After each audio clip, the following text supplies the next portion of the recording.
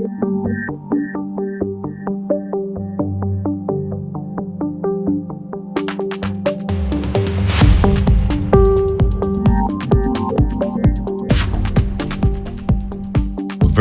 Schlager, the man who managed to become the last European to win the World Table Tennis Championship in 2003. Based on archival bulletins of Lower Austria and a book written in the champion's own words, the film reconstructs his journey, from the moment he first picked up a racket to the Golden Olympus, and how this achievement influenced his subsequent life.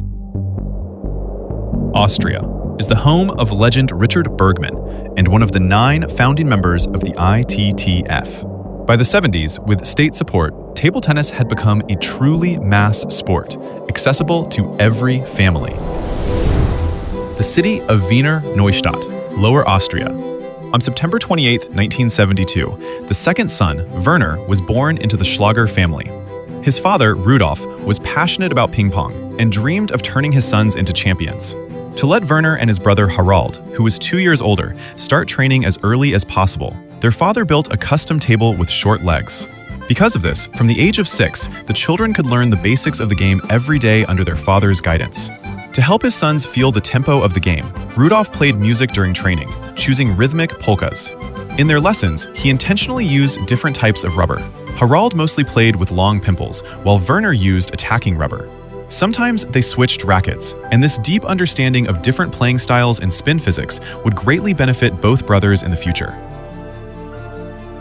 At the same time, their father played for the local club, all-round Wiener Neustadt. Following in his footsteps, the children soon became regular participants in training sessions at the HTL College Hall. Werner's next few years would be tied to this institution and its electrical engineering department. By 1986, both brothers already led the regional rankings. That year, the 14-year-old tested his strength for the first time at the European School Championships. In Louvain-la-Neuve, Belgium, he and his partner Jürgen Kaiser came away without medals, but reached the round of 16. The following year in Athens, Werner secured his first international trophy, a bronze medal in doubles with Karl Indrak, and reached the quarterfinals in singles. The state of Burgenland, TTV Hornstein Club. In those years, this neighboring region actively attracted talent, creating conditions capable of competing with other major centers. For the Schlager brothers, joining this club was an opportunity for professional growth and a direct ticket to the State League A. Last season's top Austrian junior, Werner Schlager, can only watch from the sidelines.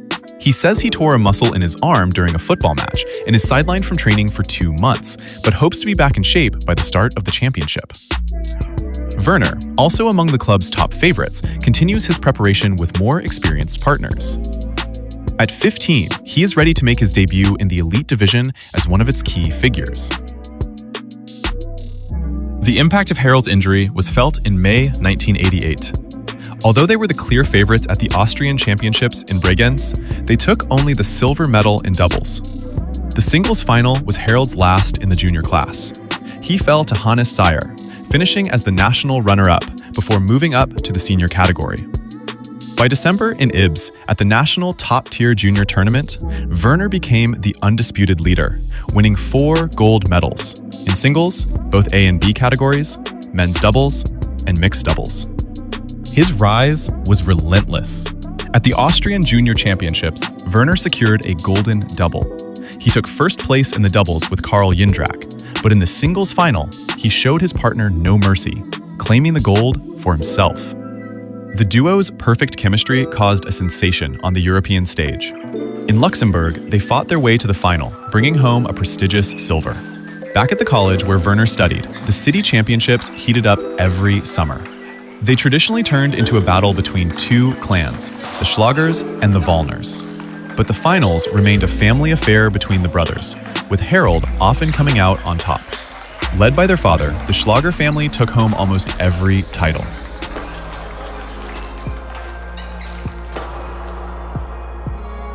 However, the 1990 European Championships in Hollebrunn, his last as a junior, ended in fiasco. He blew a decisive match point, dropping the national team to 8th place and crashed out in the singles quarterfinals. Leaving the tournament without a single medal was a crushing blow. But it helped him realize that defeat is just part of the journey, something that hardens your character. Werner made a tough choice. He dropped out of HTL college to commit to professional sport. He moved to TTK Eden, the training ground for the best players, and joined the army as a professional athlete under the Heersport program.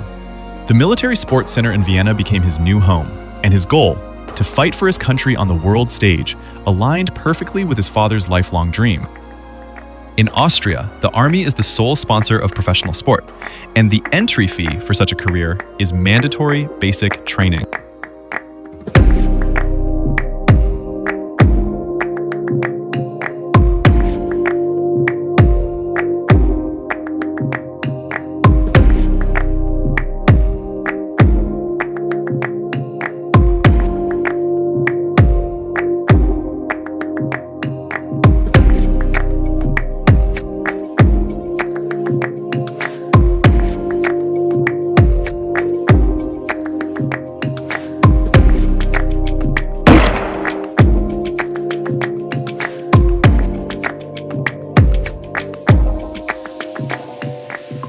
Upon completing basic training, the Army provides athletes with full support: housing, food, insurance, a salary, quality equipment, and free travel.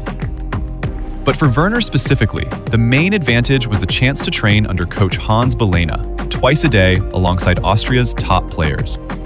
By the spring of 1991, the coaching staff officially included him in the national team squad for the World Championships in Japan. In Chiba, 18-year-old Schlager won his debut match against a player from San Marino, scoring a point for the team, which finished 9th. He also witnessed the Swedish dominance throughout the tournament. At the World Team Cup in Barcelona, the Austrian team felt the full force of the Swedish machine. Team leader Chien Li lost a hard-fought battle against Waldner, but the team managed to hold on to 9th place.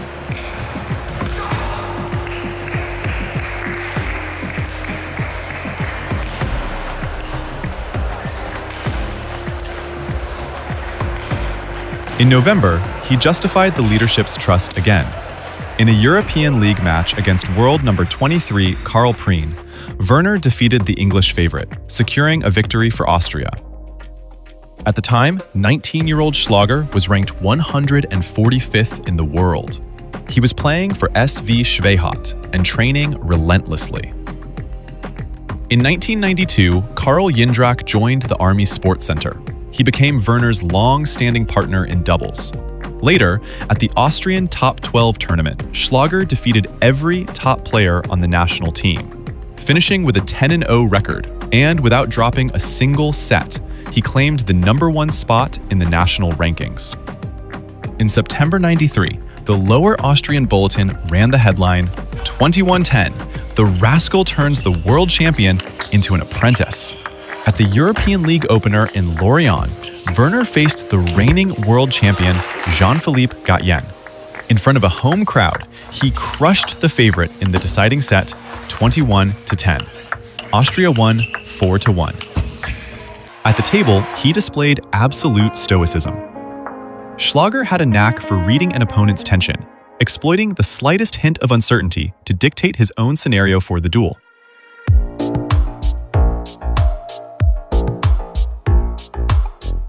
Ferenc Karsai played a pivotal role in Werner's career.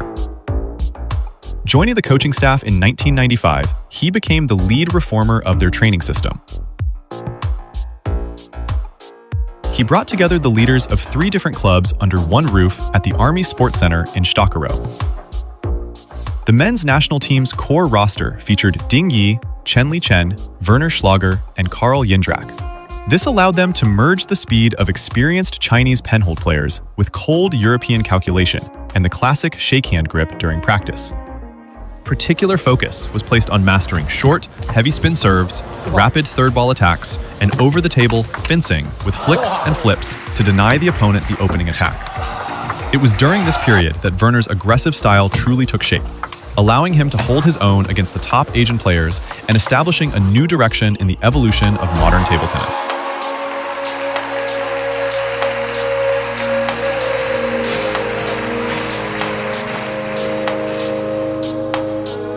Special attention was also given to synchronizing the contrasting styles of Schlager and the left-handed Jindrak for doubles play. In this partnership, Karl disrupted the rhythm and set up the attack, while Werner delivered the finishing blow. This chemistry worked flawlessly, as the partners were bound not just by sport, but by a deep friendship in their daily lives. Dominance at national championships, both in doubles and singles, became the norm. That same year, 95, he brought home his first European gold from the Polish Open. The following year, the status of the Pro Tours rose to a world level. The season began with gold in doubles at the English Open, followed by first place at the US Open. The Olympic summit in Atlanta remained unconquered, only 17th place in singles and 9th in doubles.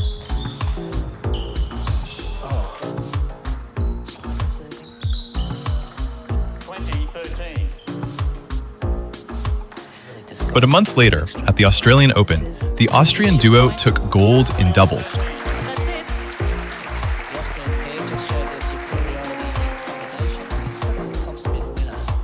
In the singles final, Schlager faced Canadian Johnny Huang.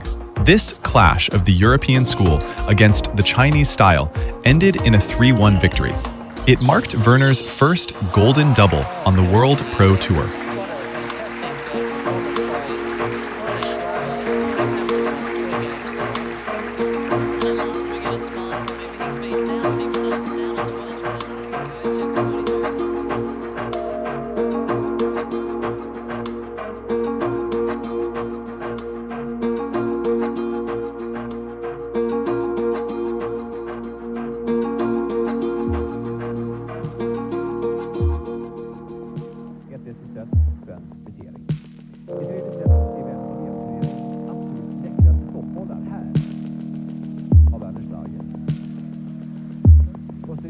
In May 97, at the World Championships in Manchester, the Schlager-Jindrak pair met Swedish legends Waldner and Persson in the round of 16. The Austrians managed to take only one set, losing to the multi-time world champions. Then, in July, Werner became the official face of the innovative Bryce rubber, the first in the world with high-tension technology. High internal tension, combined with speed glue and Werner's whippy wrist snap, delivered the power of a cannon shot. Extreme spin and the catapult effect perfectly matched his aggressive style of play.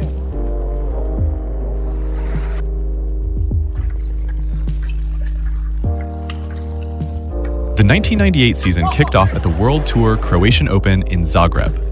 In the final, the Austrians defeated two living legends of table tennis, Zoran Primorac and Jean-Michel Saivet.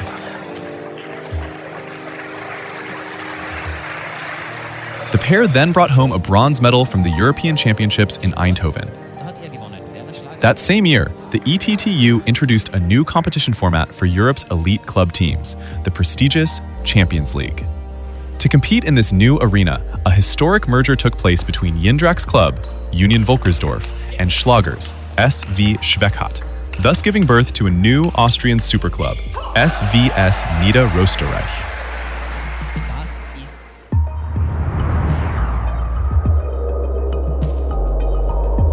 1999 was one of the most productive and trophy-laden years in the sporting career of Master Sergeant Schlager.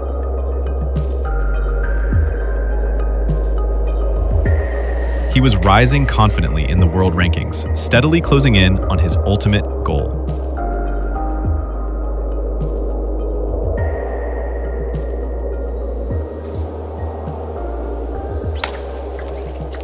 August, Eindhoven. In the World Championship semifinals, Werner faces the eventual champion Leo Guillen. The match ends in a 1-3 defeat, but the bronze medal becomes his first individual world-level medal.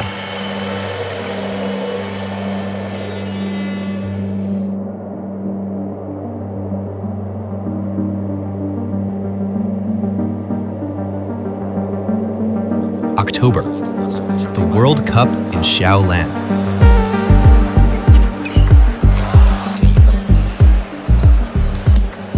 This tournament confirmed that his success in Holland was no fluke.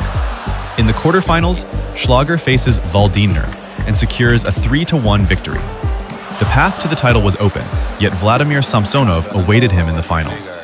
Werner was unable to overcome that barrier this time, falling with a score of 0-3.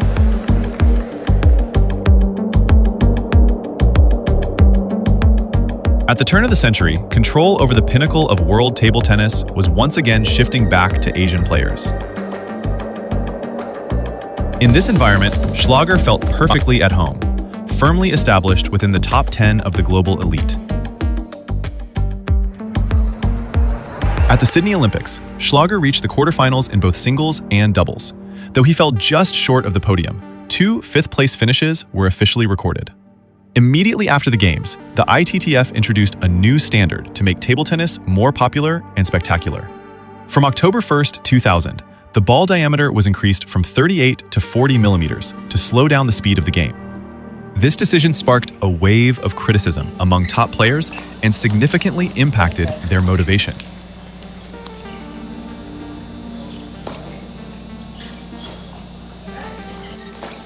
One video captures another showdown with Jan-Ove Waldner at the USA Open, where Werner was once again victorious.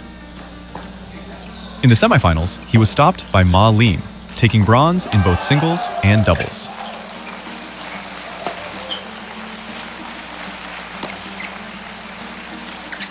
By the end of 2000, Schlager had reached the podium at 5 World Pro Tour events.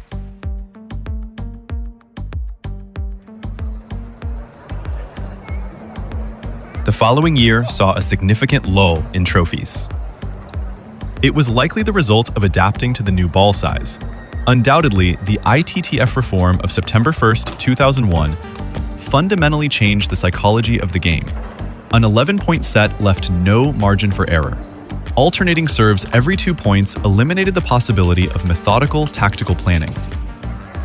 The game became a grueling sprint, requiring total focus from the very first serve.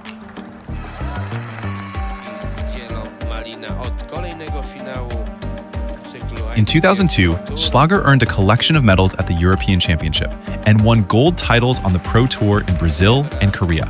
He secured his place among the world's elite, playing at the same level as the best.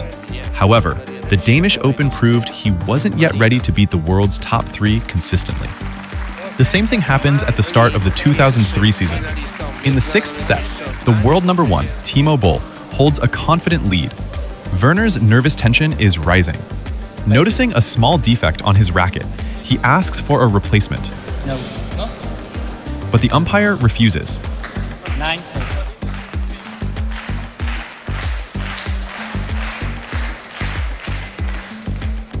When the score reaches a critical point, his nerves snap.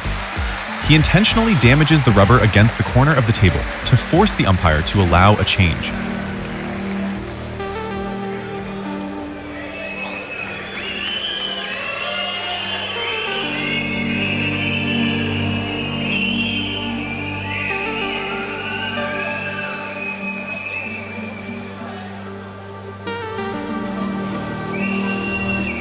The result is a yellow card. The match ends in defeat and a bronze medal.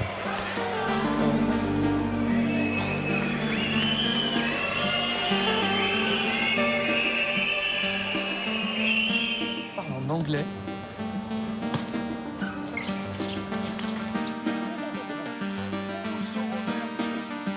Then came a period of recovery, podium finishes in Qatar, Brazil, and Germany, as well as a medal at the European Championships in Italy. This marathon was all part of the preparation for Paris.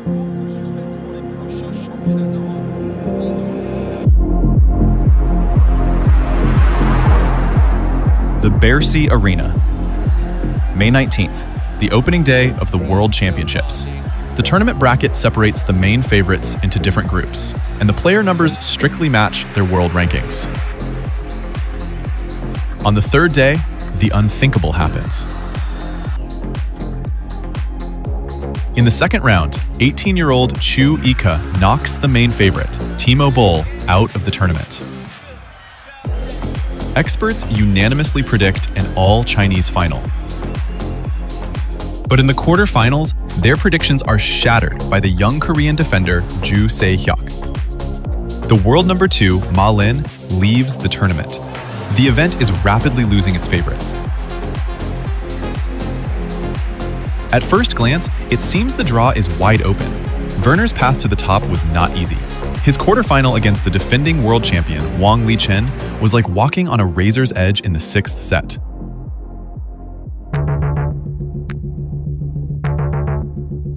Facing 4 match points, concentration is at its peak. He did the impossible. He walked right on the edge of the abyss.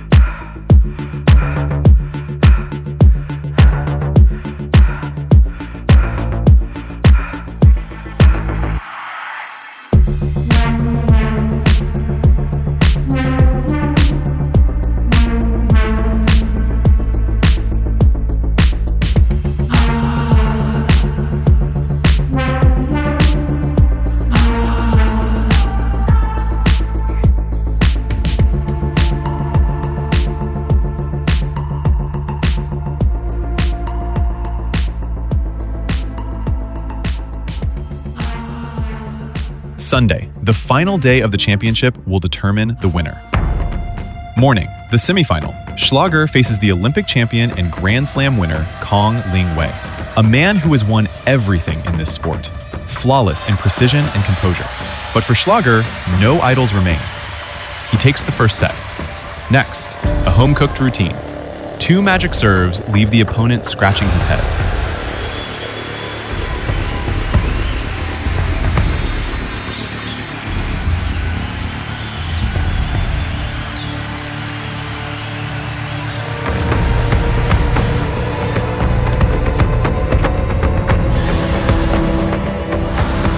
Nevertheless, the match lasts 7 sets, and its fate is decided on a deuce.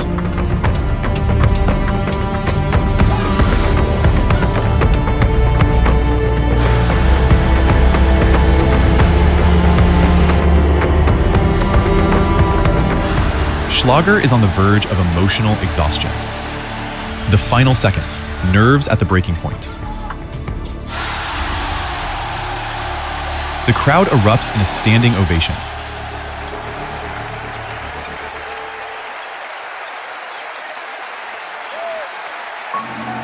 The Austrian is in the final.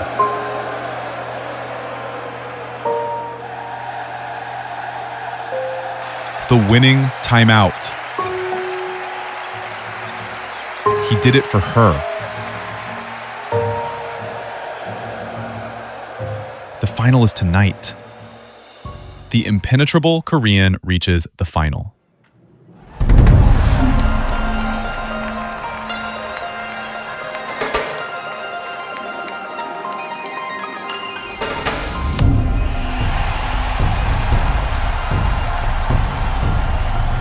Schlager is calm.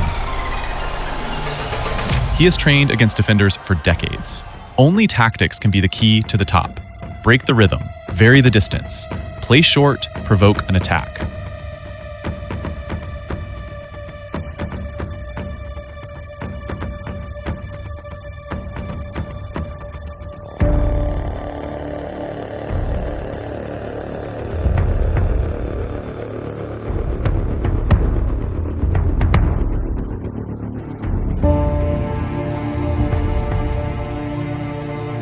But Ju Se-hyuk was no easy prey. The grueling battle lasted 57 minutes.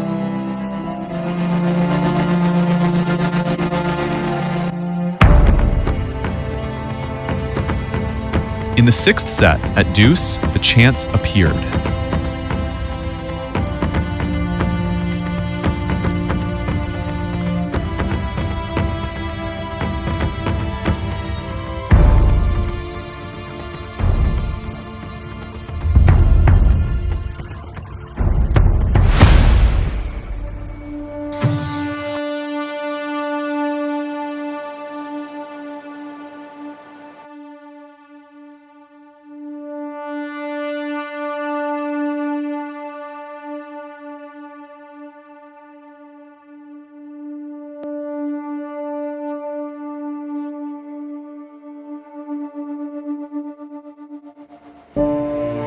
Werner, you did it. You're my champion.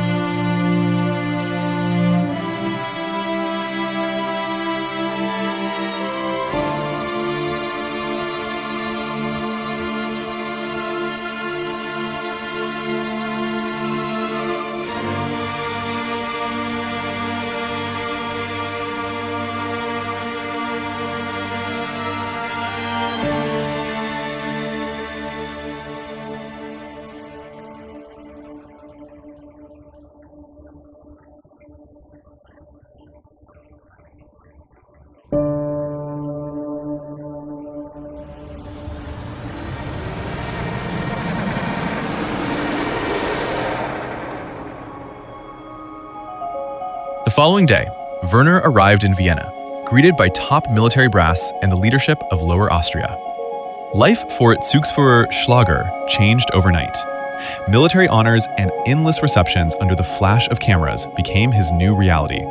Along with the Athlete of the Year title came a rare, lifelong honor, the release of a commemorative postage stamp. That autumn, the Chancellor presented him with the country's highest award, the Grand Decoration of Honor in gold for services to the Republic.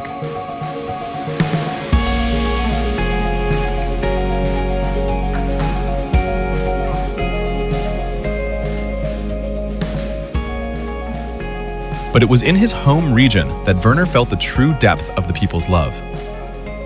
A cheering crowd formed a human corridor to welcome the champion. He was honored as a national treasure. Inspired by his success, countless Austrian schoolchildren began flocking to table tennis clubs across the country. Yet, a true cult following awaited him where table tennis is a religion. In China, the Austrian became a recognized master of serves and an idol to millions. By the end of the year, this nation of over 1 billion people voted him the most popular foreign athlete. In this poll, Werner even surpassed Michael Schumacher and Tiger Woods. It was there that he realized the colossal gap in the training systems and the popularity of tennis, separating Europe from China. The idea of a personal contribution to the game, through globalization and closing the gap between children's and professional sports, was to become his life's work.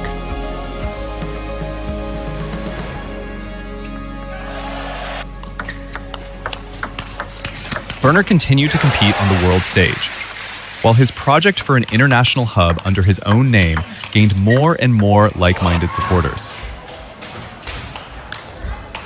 In the summer of 2006, his military chapter came to a close. Sergeant Schlager and Jindrak officially left the service.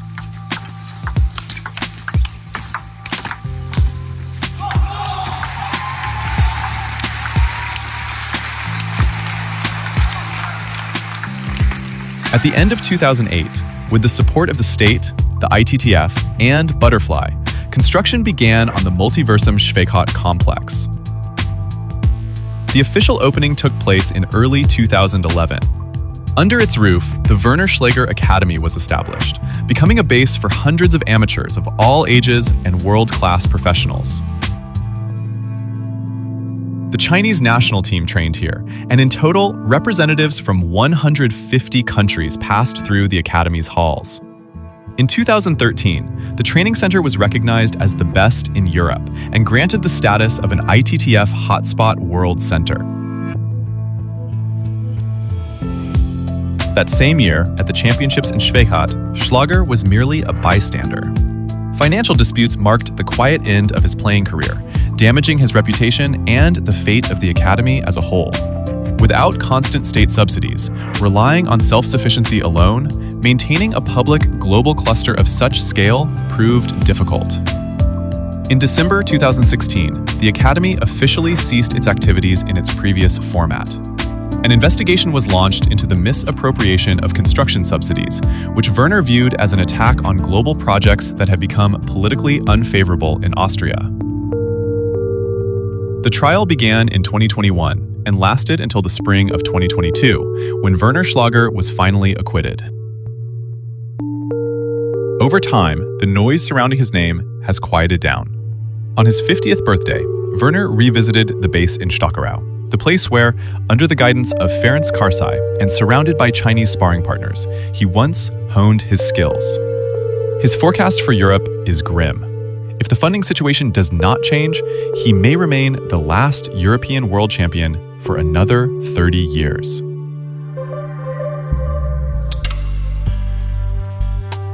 Today, Schlager lives on income from collaborations with sports brands in the honorary status of a butterfly legend. He still participates in equipment testing and advertising campaigns, continuing the story of the legendary Schlager carbon blade, developed based on his recommendations for Bryce rubbers and the subsequent High Tension series.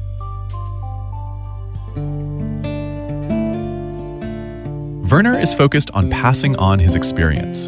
His masterclasses are in demand all over the world.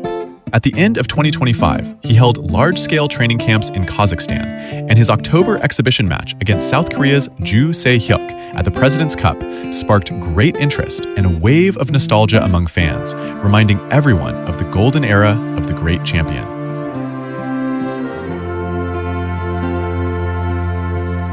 In this world of ours, and we made everything the shape of the clouds, the stars in the sky above, and held in these two hands is a flag I can't raise in this world of ours.